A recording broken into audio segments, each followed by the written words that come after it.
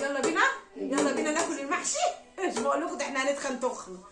ادي الشتاء، ده عيب الشتاء يا جماعه. ماله الصيف؟ ماله الصيف الجبنه والبطيخ. بصوا الجمال. ايه رايكم في الحلاوه دي؟ ايه رايكم في الجمال والدلع ده؟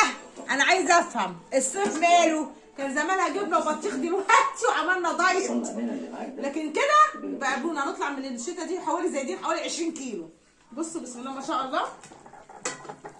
بصوا الحلاوه بصوا الحلاوه بصوا الحلاوه.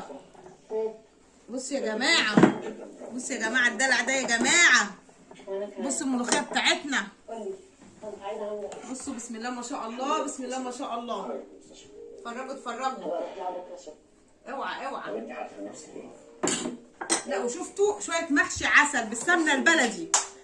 قرديحي خالص من غير فراخ ولا لحمه، بس بشويه السمنه البلدي عاملين شغل فاخر من الاخر.